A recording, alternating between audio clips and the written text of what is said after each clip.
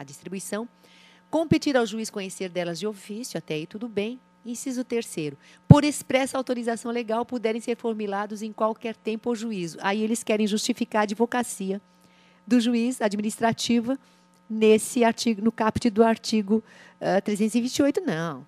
Mesmo porque expressa autorização legal é o inciso 1º e 2º, ou seja, inciso 3º, fora, a não ser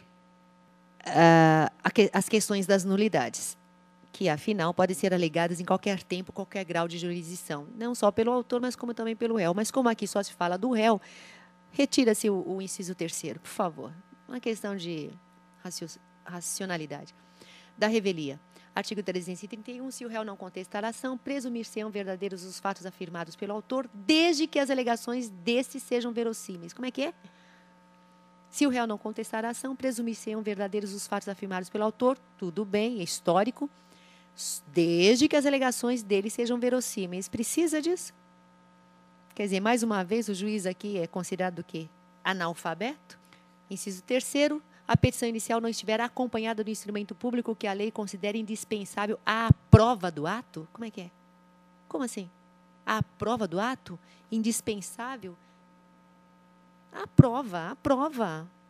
Indispensável ao ato, ao processo, pronto, ao processo. Acaba com isso. Não permite interpretações. Artigo 333, os prazos contra o revel que não tenha patrono nos autos correrão a partir da publicação do ato decisório no órgão oficial. Quer dizer, vamos ceifar as árvores, né? Porque é inócuo, completamente inócuo.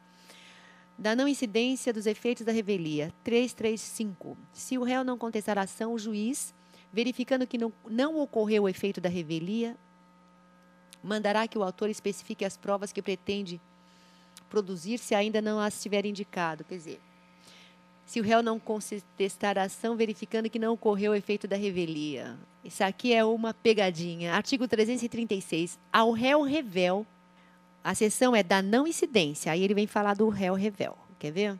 Ao réu revel será lícita a produção de provas, óbvio. Se o réu, reconhecendo o fato em que se fundou a ação, outro lhe opuser impeditivo, modificativo ou extintivo do direito do autor, esse será ouvido no prazo de 15 dias, permitindo-lhe o juiz a produção de prova e a apresentação de rol adicional de testemunhas. Como adicional? Rol adicional. Mais uma vez, vem o legislador, vamos chamar de legislador, e manda o juiz advogar o interesse da parte. Absurdo. Das alegações do réu. Não sei o que está vendo aí, mas é muito interessante. Das alegações do réu. Se o réu alegar, artigo 338, se o réu alegar qualquer das matérias enumeradas no artigo 327, o juiz mandará ouvir o autor no prazo de 15 dias, permitindo-lhe a produção de prova documental. Mais uma vez, o juiz entra na esfera da parte para advogar. Artigo 339. Cumpridas as providências preliminares ou não havendo necessidades delas, o juiz proferirá julgamento conforme o estado do processo, observado o que dispõe o capítulo tal. Cumpridas as providências preliminares? Não. Ultrapassadas as providências preliminares. 351 agora. Parágrafo 1º. Quando o termo não for registrado em meio eletrônico, o juiz rubricar-lhe-á as folhas que serão encadernadas em volume próprio. É um absurdo, né? Que é também queimar papel à toa. Parágrafo 2º. Subscreverão o termo, o juiz, os advogados. Agora vem a outra ofensa à cidadania. Subscreverão o termo, o juiz, os advogados, o membro do Ministério Público e os escrivão, dispensadas as partes, exceto quando houver ato de disposição para cuja prática os advogados não tenham poderes. Não, como dispensadas as partes? Quer dizer que o advogado vai lá, faz audiência sozinho, né? Pelo jeito, assina, a parte tal, às vezes não fica nem sabendo. Para que isso? Como dispensadas as partes? O advogado representa a parte, o advogado não é a parte. Entendeu? Exceto quando houver ato de disposição para cuja prática os advogados não tenham poderes. Não.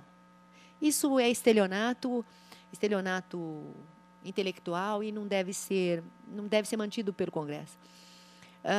Parágrafo 6º, a gravação a que se refere o parágrafo 5º também pode ser realizada diretamente por qualquer das partes, independente de autorização judicial. Ou seja, não sei quem incluiu esse parágrafo 6º a respeito da audiência, mas, francamente, hein, está de parabéns. Muito maravilhoso, muito maravilhoso. Isso é o que nós chamamos de democratização. Mas vem lá o artigo 352 que diz: a audiência será pública, ressalvadas as exceções legais. Devia estar escrito o seguinte: a audiência será pública e a portas abertas. Não é? Afinal de contas, o prédio é da população, a cadeira, o gabinete, o papel, né? E os ouvidos, né, também deveriam estar atentos para o que acontece às portas fechadas. A porta de um gabinete fechado é a mesma coisa do voto secreto, né, no Congresso Nacional. Das disposições gerais, artigo 353, as partes têm direito de empregar todos os meios legais, óbvio, bem como os moralmente legítimos. Como assim? Então tá, primeiro vamos discutir, vamos fazer um seminário sobre o que é moral e o que é moralmente legítimo. Vamos parar com isso. Ainda que não especificados nesse código, não existe moralmente legítimos. Moral, tira isso. Os meios legais para provar fatos em que se funda ação. Pronto. Essa questão de se é moral, legítimo e ilegítimo, cabe ao juiz. Juiz não é débil mental. Entendeu? Alguns, evidentemente, são, mas não pode, não deve ser. O juiz, na verdade, deveria fundamentar tudo. Artigo 356, o juiz poderá admitir a utilização de prova produzida em outro processo, atribuindo o valor que considerar adequado, observado o contraditório. Não, o juiz não pode nada, o juiz deve admitir. Deve admitir a utilização de prova produzida em outro processo, atribuindo o valor devido. Vamos parar de cortar a árvore para produzir acórdons em processos que não são lidos. Artigo 465. O juiz poderá determinar de ofício a requerimento da parte a realização de nova perícia quando a matéria não lhe parecer suficientemente esclarecida. Como assim não lhe parecer? É o achismo, eu acho. A mim me parece que não. Quando a matéria não estiver. Quer dizer, ou você autoriza o juiz a usar sua inteligência e o seu saber, ou então você estimula o ócio, você estimula os relapsos, você estimula a corrupção, não é? Não. E agora, se o juiz sabe o que é matéria, sabe o que é esclarecer, sabe o que é o verbo estar, o ser, etc., isso aí já é uma outra questão para ser resolvida nos casos de suspeição. Muito bem. Artigo 467, a segunda perícia rege-se pelas disposições estabelecidas para a primeira. A segunda perícia não substitui a primeira, cabendo ao juiz apreciar livremente o valor de uma ou outra. Um pouquinho, né? Quer dizer, mais dinheiro. A segunda perícia rege-se pela... Lógico. Artigo 466. A segunda perícia tem por objetivo os mesmos fatos sobre o que recaiu a primeira e destina-se a corrigir eventual omissão ou inexatidão dos resultados a que essa conduziu. Tem alguma coisa acontecendo nesse país. Que segunda perícia? Até agora, nesse código que ainda está em vigor, o perito presta esclarecimentos e pronto. Para que nova perícia? Para que nova perícia? Se anular a primeira, então tá, vamos para o caso das nulidades. Mas artigo 466 e 467 merece ser discutido e verificar quem está por trás disso. O sindicato, assim, dos engenheiros civis, será que vai haver um problema? Muita execução, muita perícia, como é que é? O que estão preparando para o futuro? Afinal de contas, o Código de Processo, ele visa o futuro, não é? Muito bem, o juiz deu ofício a requerimento da parte, artigo 468. Pode, novamente a palavra pode. Pode, poder, tudo pode. Pode, não pode, deve, em qualquer fase do processo, inspecionar pessoas ou coisas, a fim de esclarecer sobre fato que interesse a decisão da... Como pode, deve. É dever. Parágrafo único do artigo 470. As partes têm direito, têm sempre direito, está escrito. As partes têm direito e pronto. É difícil. O artigo agora, ainda é o 472, começa a brincadeira.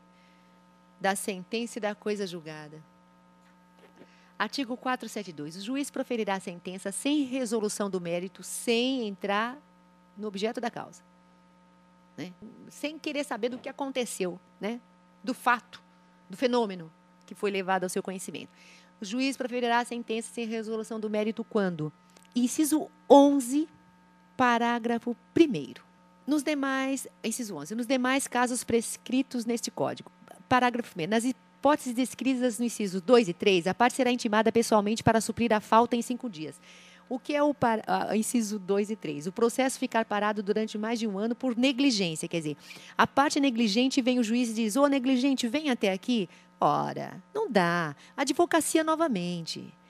Não, estão querendo transformar juiz em advogado. Embora muitos, nós sabemos, que já são advogados, né, antes, durante e depois da aposentadoria. Mas não pode, não pode. Nas hipóteses escritas no inciso 1 e 3. E o que fala o inciso 3? Por não promover os atos e as diligências que lhe incumbir, o autor abandonar a causa por mais de 30 dias. Quer dizer, aí o juiz, nesses casos, a parte relapsa, negligente, sabe? Que deixa o processo parado, que não cumpre nada, vai ser intimada para suprir a falta em 5 dias? Então, tá, a parte. Então, vamos especificar aqui. A parte, não o advogado. Tá certo? Não o advogado. Porque se a parte provar, se ela é representada por um advogado, isso aqui precisa tomar cuidado, né? Porque tem advogado que simplesmente abandona o processo. E o artigo 6º, o juiz verificar a ausência de legitimidade ou interesse processual. Quer dizer, enquanto não ocorrer o trânsito julgado. Então, digamos que o juiz não leia nada, passe, né, que é o caso, por exemplo, o meu caso e o caso de milhares de pessoas no Brasil, ele simplesmente não verificou as questões preliminares, ofendendo esses artigos, só que, por algum motivo, transitou em julgado. Então, a mentira passou a ser verdade. Vamos parar. Nulidade não tem a possibilidade de que as questões que devam ser consideradas de ofício tenham trânsito julgado. E mesmo porque elas podem ser matérias indicadas em qualquer tempo ou grau de jurisdição,